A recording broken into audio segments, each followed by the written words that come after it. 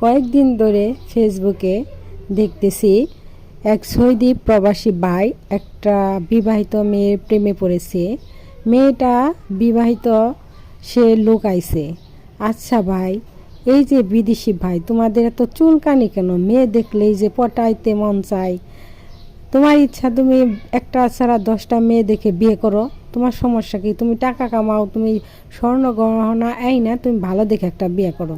তা না, তুমি এলো ফেসবুকে নক দিবে, আচ্ছা আপনার বিয়ে হয়েছে কিনা, আপনি দেখতে সুন্দর, কথা বলতে মন চায়, এত চুলকানি কোথায় থাকে? এই যে তিনটা মানুষ একদম জ্যান্ত লাশ হয়ে গেল, এটা কি ঠিক?